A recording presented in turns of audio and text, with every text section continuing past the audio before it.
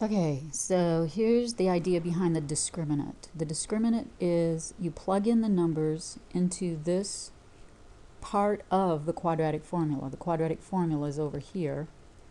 All right, that whole thing is a quadratic formula. The thing under the radical is called the discriminant.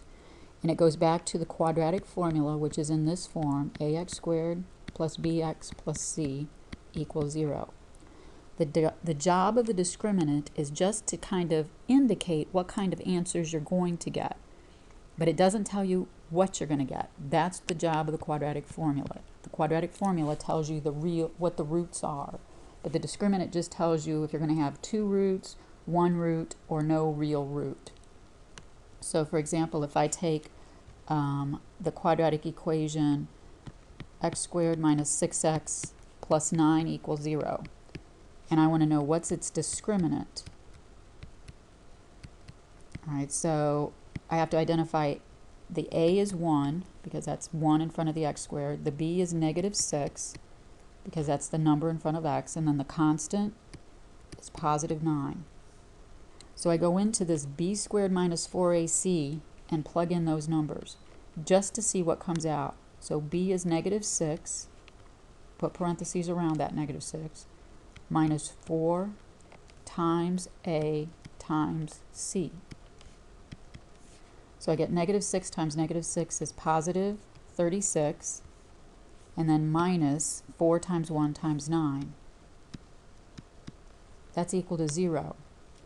So according to my chart here, this up here, if that discriminant, b squared minus 4ac, is equal to 0, which is what we've got here in the second one, I have a double root, which means I only have one real solution. It just happens to show up twice.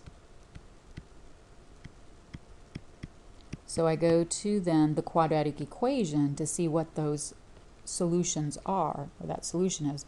So I go into x equals opposite of b, so negative 6 plus or minus the square root of. But I already know what the discriminant is now. I already figured that out. I know what b squared minus 4ac is. That's what I just figured. That's 0. All divided by 2 times a. So I get x equals a minus 6 is plus 6. The square root of 0 is just 0 divided by 2. So 6 plus 0 divided by 2 is one answer, which is 3, right? And then 6 minus 0 divided by 2 is still 3. So I get 2 answers, but they just happen to be the same thing. And that's what the discriminant told me, that I would get one real solution. All right, but if I have a problem like this, where I have x squared minus 5x minus 6 equals 0. Okay, I can take a look at the discriminant again. And again, the discriminant is just going to tell me how many answers. So I've got to identify a, b, in this case is negative 5, c is negative 6. And the discriminant, we plug into this, b squared minus 4 times a times c. So it's negative 5 squared minus 4 times a times c. And now I just need to figure out what this number is. So this becomes positive 25 minus 4 times 1 times negative 4, which equals, minus and minus is plus, so we get 49. All right, but I don't have 49 answers. I go back up to here and I figure out how many answers do I have.